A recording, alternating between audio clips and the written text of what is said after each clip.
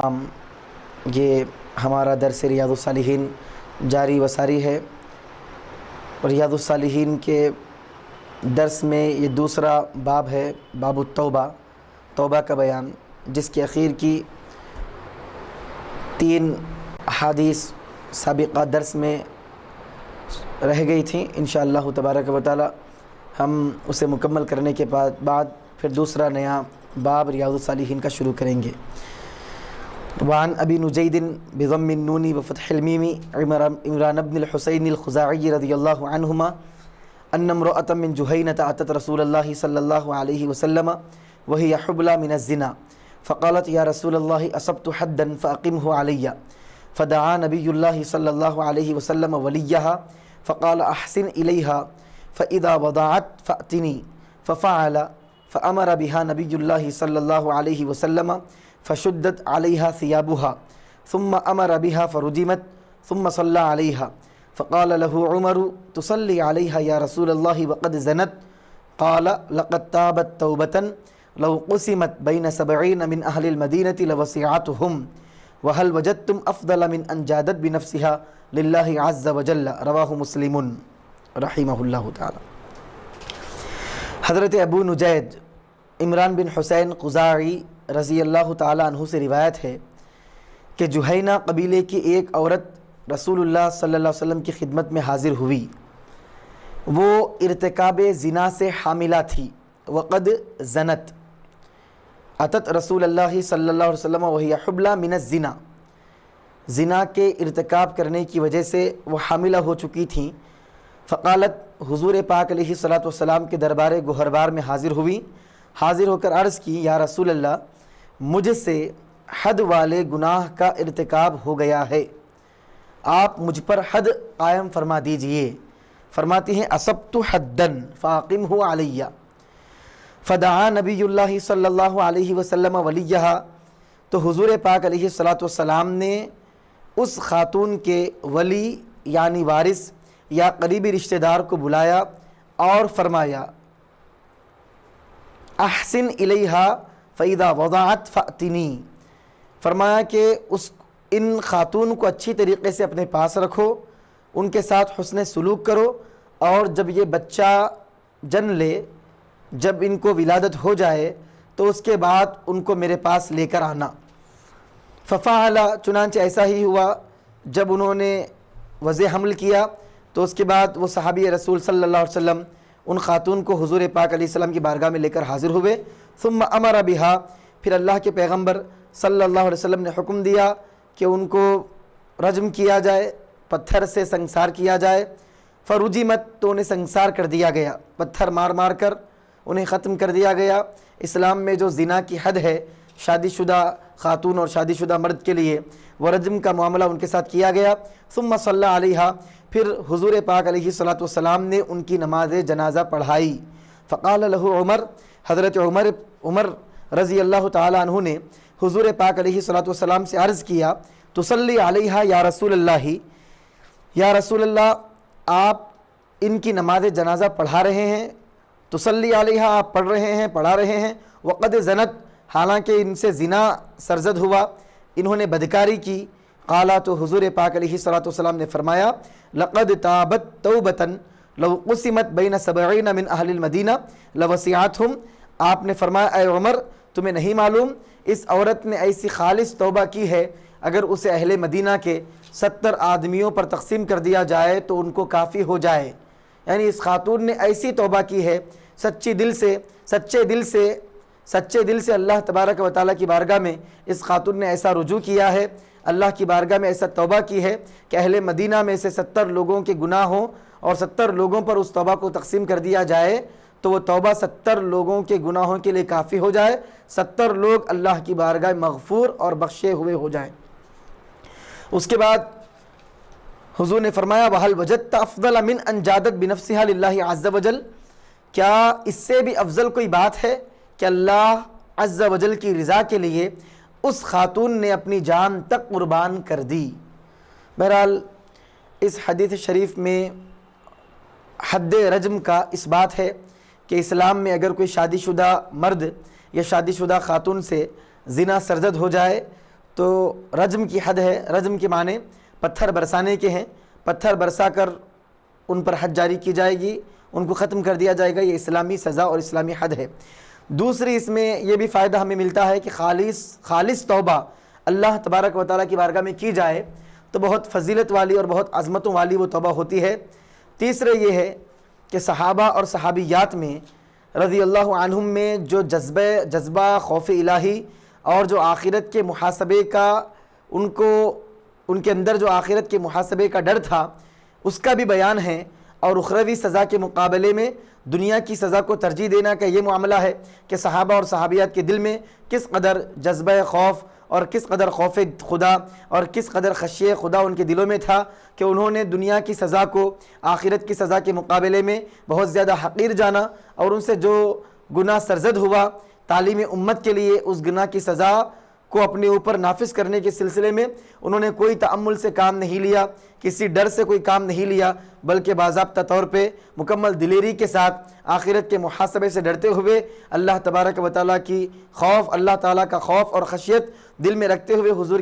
پاک علیہ السلام کی بارگاہ میں آ کر باضابطہ طور پہ اس کا اقرار کیا۔ ہم دیکھتے ہیں کہ معاشرے میں اگر کسی سے گناہ سرزد ہوتا ہے تو جتنا چاہے آدمی گناہ کو چھپانے کی کوشش کرتا ہے، لیکن صحابہ اور صحابیت کے ایمان اور ان کے اللہ کے خوف اور خشیت پر قربان جائیے، ان سے چھوٹا سا چھوٹا گناہ یا بڑے سے بڑا گناہ سرزد ہوتا تو حضور پاک علیہ السلام کی بارگاہ میں حاضر ہوتے اور دنیا کی سزا کو آخرت کی سزا کے مقابلے میں انتہائی ہلکا جانتے۔ یہ جو بعض واقعات صحابہ اور صحابیات سے وقوع میں آئے ہیں، ان واقعات کی وجہ سے ہم صحابہ کی شان میں تنقیص کا پہلو اختیار نہیں کر سکتے، ان کی شان کو گھٹا نہیں سکتے۔ اللہ کے پیارے حبیب نے فرمایا لا تسبوا اصحابی، میرے صحابہ کو برا بھلا مت کہو، فلو ان احدکم انفق مثل احد ذهبا ما بلغ مد احدهم ولا نصیفا، تم میں کا کوئی آدمی احد پہاڑ کے برابر سونا بھی خیرات کرے تو میرے صحابہ کے پاؤں سیر جو کے برابری بھی وہ نہیں کر سکتا ہے۔ اور ایک مقام پہ فرمایا اللہ فی اصحابی لا تتخذوهم غرضا بعدی فمن احبهم فبحبی احبهم ومن ابغضهم فببغض ابغضهم، اللہ فی اصحابی، میرے صحابہ کے بارے میں تم اللہ سے ڈرتے رہو اور ان کو میرے بات نشان ملامت اور لان تان کا نشانہ مت بناؤ۔ ان سے جو محبت کرتا ہے میری محبت کی وجہ سے کرتا ہے، اور ان سے جو بغض رکھے گا میرے بغض کی وجہ سے رکھے گا، یعنی جس کو مجھ سے خالص محبت ہوگی وہ صحابہ کا محب اور صحابہ کا چاہنے والا ہوگا، اور جو مجھ سے بغض رکھے گا وہ صحابہ سے بغض رکھنے والا ہوگا۔ الغرض محترم ناظرین کرام، صحابہ کی بہت زیادہ عظمت و فضیلت ہے، پوری امت جمع ہو کر بھی ایک صحابی کے مقام و مرتبے کو نہیں پہنچ سکتی ہے، ان کے قدموں کے گرد و غبار کو بھی نہیں پہنچ سکتی ہے۔ اس قسم کے جو واقعات صحابہ سے سرزد ہوئے ہیں، حکمت الہیہ اور مشیت الہیہ، اللہ تبارک و تعالیٰ کی حکمت اس میں اس طور پر پنہاں اور نہاں ہے، پوشیدہ ہے کہ امت کو درس دیا جائے کہ اس قسم کے معاملات امور امت سے سرزد ہوں تو تعلیم ہے ان کے لیے اس کے اندر کہ صحابہ کا کیسا خوف خدا خشیت الہی صحابہ میں کس قدر موجود تھی۔ بہرحال خلاصہ کلام اتنا ہی ہے کہ اس ایسے واقعات میں امت کے لیے رہنمائی ہے، امت کے لیے ہدایت ہے، اللہ تبارک و تعالیٰ نے اس میں امت کے لیے ہدایت رکھی ہے۔ ہم کو اس سے سبق اور ہدایت اور عبرت اور موعظت اور نصیحت لینی چاہیے، اس کے بجائے صحابہ اور صحابیت کی شان میں کہ گستاخانہ کلمہ کہنے سے یا ان کی شان میں تنقیص کرنے سے ہم کو اجتناب کرنا چاہیے، کیونکہ ان کی شان میں تنقیص کرنا یہ موجب عتاب الہی اور موجب عتاب مصطفی صلی اللہ علیہ وسلم ہے۔ اللہ اور اس کے رسول کے عتاب کا مستحق ہونا اور اللہ کے عذاب اور عقاب کا مستحق ہونا ہے، کیونکہ صحابہ کی وہ ذوات ہیں جن کے بارے میں اللہ فرماتا ہے وَكُلًّا وَعَدَ اللَّهُ الْحُسْنَى، اللہ تعالیٰ نے ہر ایک کے ساتھ جنت کا وعدہ فرمایا ہے۔ اللہ اور ایک مقام پہ فرماتا ہے رضی اللہ عنہم ورضوا عنہ، اللہ ان سے راضی ہو گیا اور وہ اللہ سے راضی ہو گئے۔ بہرحال چند یہ فوائد اس حدیث شریف سے ثابت ہوئے، اور ایک بات یہ بھی سمجھ میں آئی کہ اگر کوئی گناہ کبیرہ کا مرتکب کرتا ہے تو اس کی وجہ سے اس کی نماز جنازہ کو چھوڑنا نہیں چاہیے، کیسا ہی بڑا کیوں گناہ نہ کرے اس کی نماز جنازہ پڑھنا جائز ہے، بشرطیہ کہ وہ گناہ کا ارتکاب کرتے کرتے کوئی ایسے الفاظ نہ بول دے جس کی وجہ سے وہ دائرہ اسلام سے خارج ہو جائے۔ اور حامل اگر کوئی عورت ہو تو ایسی صورت میں اس وقت تک سزائے رجم رجم کی سزا اس پر نافذ نہیں کی جا سکتی جب تک کہ وضع حمل نہ ہو، یعنی جب تک کہ بچہ نہ جنے اور بچہ اس کے دودھ سے بے نیاز نہ ہو جائے۔ بچے کو دودھ پلانا ضروری ہو، اس کے علاوہ کوئی نہ ہو، اور اس کی عدم موجودگی میں، عدم حضور میں بچہ ہلاکت کی طرف جا سکتا ہو، تو ایسی صورت میں دودھ کی مدت، جو بچے کو شرعاً دودھ پلانے کی مدت ہے، جب تک بچہ ماں کے دودھ کا محتاج ہوتا ہے، ماں کے دودھ سے بے نیاز نہیں ہو سکتا، اس وقت تک زانیہ عورت کی سزا کو مؤخر کیا جائے گا۔ جب بچہ ماں کے دودھ سے بے نیاز ہو جائے تو اس کے بعد سزا کو نافذ کیا جائے گا۔ یہ چند فوائد تھے جو اس حدیث شریف سے حاصل ہوئے۔ وعن ابن عباس رضی اللہ عنہما ان رسول اللہ صلی اللہ علیہ وسلم قال لو ان لابن آدم وادیا من ذهب احب ان يكون له وادیان ولن يملأ فاه الا التراب ويتوب الله على من تاب۔ سیدنا عبداللہ ابن عباس اور انس بن مالک رضی اللہ عنہما دونوں سے روایت ہے کہ حضور پاک علیہ الصلوۃ والسلام نے ارشاد فرمایا لو ان لابن آدم وادیا من ذهب۔ سیدنا عبداللہ ابن عباس رضی اللہ تعالیٰ عنہما سے روایت ہے، آپ نے فرمایا کہ حضور پاک علیہ الصلوۃ والسلام نے ارشاد فرمایا اگر انسان کے پاس ایک وادی سونے کی ہو تو اس پر وہ قناعت نہیں کرے گا، اس پر وہ کفایت نہیں کرے گا، وہ اس کو اپنے لیے کافی نہیں جانے گا، وہ اس وادی کی وجہ سے بے نیاز اور مستغنی نہیں ہوگا۔ احب ان یکون لہ وادیانی، بلکہ وہ چاہے گا کہ اس کے پاس دو وادیاں ہوں۔ اگر سونے کی ایک وادی آدمی کے پاس ہو، ایک وادی ہو جس میں سونا بہہ رہا ہے، اتنا کثرت سے کسی آدمی کے پاس سونا ہو، تو اس کی انسان میں جو فطری طور پہ حرص ہے، لالچ ہے، اس کی وجہ سے انسان یہ چاہے گا کہ ایک وادی میرے لیے کافی نہیں ہے بلکہ دو وادیاں ہونے چاہیے۔ احب ان یکون لہ وادیانی ولن یملأ فاہ الا التراب، اس کا منہ نہیں بھر سکتی مگر قبر کی مٹی، یعنی قبر کی مٹی ہی سے اس کا منہ بھرے گا۔ وَيَتُوبُ اللَّهُ عَلَى مَنْ تَابَ، اور اس کے بعد اللہ کے پیارے حبیب پاک علیہ السلام نے یہ جملہ ارشاد فرمایا اللہ تبارک و تعالی اس آدمی کی توبہ کو قبول فرماتا ہے جو آدمی اللہ کی بارگاہ میں سچے دل سے توبہ کرتا ہے، بشرط یہ کہ توبہ کے جتنے شرائط ہیں اور جتنے آداب ہیں تمام شرائط اور آداب توبہ کرنے والے میں جمع ہوں، تو ایسی صورت میں اللہ تبارک و تعالی توبہ کرنے والے کی توبہ کو قبول فرماتا ہے۔ متفق علیہ، یہ روایت متفق علیہ ہے، امام بخاری اور امام مسلم رحمہم اللہ دونوں نے اس کی روایت کی ہے۔ صحیح بخاری کتاب الرقاق باب ما یتقى من فتنة المال میں یہ روایت ہے، اور صحیح مسلم کتاب الزکوٰۃ باب لو ان لابن آدم وادیین لابتغى ثالثا میں یہ روایت موجود ہے۔ اس میں انسان کی حرص اور مال سے اس کی شدید محبت کا ذکر ہے، جس سے صرف وہی بچ سکتا ہے جو ایمان میں کامل ہو۔ جو مومن کامل ہوتا ہے وہی آدمی مال کی حرص، مال کی لالچ، مال کی طمع اور مال سے شدید محبت کرنے سے بچ سکتا ہے۔ تو ہم کو چاہیے کہ مال کی محبت اور مال کی حرص اور مال کی لالچ سے بچیں۔ اور اس میں توبہ کے بارے میں یہ بات بھی ہے کہ اللہ تبارک و تعالیٰ سچی توبہ کرنے والے کی توبہ کو قبول فرماتا ہے۔ وعن ابی ہریرہ رضی اللہ عنہ ان رسول اللہ صلی اللہ علیہ وسلم قال یضحک اللہ سبحانہ وتعالی الی رجلین یقتل احدہما الآخر یدخلان الجنۃ یقاتل هذا فی سبیل اللہ فیقتل ثم یتوب اللہ علی القاتل فیسلم فیستشہد۔ حضرت ابو ہریرہ رضی اللہ تعالیٰ عنہ سے روایت ہے کہ رسول اللہ صلی اللہ علیہ وسلم نے فرمایا اللہ تعالیٰ دو آدمیوں کو دیکھ کر ہنسے گا، یضحک اللہ سبحانہ تعالیٰ۔ اب اس ہنسی سے کیا مراد ہے؟ اللہ تبارک و تعالیٰ کی ہنسی، اللہ ہنسے گا یعنی اللہ تبارک و تعالیٰ خوش ہوتا ہے، اللہ تعالیٰ ہنستا ہے، ہنسی سے مراد اللہ تبارک و تعالیٰ خوش ہوتا ہے، اور خوش ہونے سے بھی مراد ہماری طرح خوش ہونا نہیں ہے، بلکہ جتنے بھی اس انداز کی چیزیں ہوتی ہیں جو انسانوں میں پائی جاتی ہیں، اگر اللہ کے لیے ان کا ذکر کیا جائے تو اس کا انجام، اس کا نتیجہ مراد ہوتا ہے، اس کے غایات مراد ہوتے ہیں۔ خوش ہوتا ہے کا مطلب یہ ہے کہ آدمی جب خوش ہوتا ہے تو آدمی انعام کرتا ہے، اکرام کرتا ہے، نوازتا ہے، عزت دیتا ہے۔ اگر آپ کسی سے خوش ہوں تو آپ اس کو مال دیتے ہیں، دولت دیتے ہیں، اس کا خیال کرتے ہیں، اس پر احسان کرتے ہیں، اس پر انعام کرتے ہیں، اس کے ساتھ اچھا معاملہ کرتے ہیں۔ اللہ تبارک و تعالیٰ کسی دیکھ کر ہنستا ہے، خوش ہوتا ہے کا مطلب بھی علماء کرام نے اس کی ایک تعویل کی ہے کہ اللہ تبارک و تعالیٰ انعام کرتا ہے۔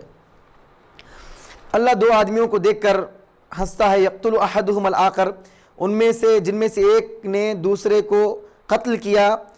ہوگا، یدخلان الجنت، اللہ تعالیٰ دو ایسے لوگوں کو دیکھ کر خوش ہوتا ہے کہ دونوں میں سے ایک نے دوسرے کو قتل کیا ہوگا اور دونوں کے دونوں جنت میں داخل ہوں گے. یقاتل ھذا فی سبیل اللہ، ایک آدمی جس نے قتل کیا ہے وہ اللہ کی راہ میں جہاد میں ایک آدمی کو قتل کیا. فیقتل،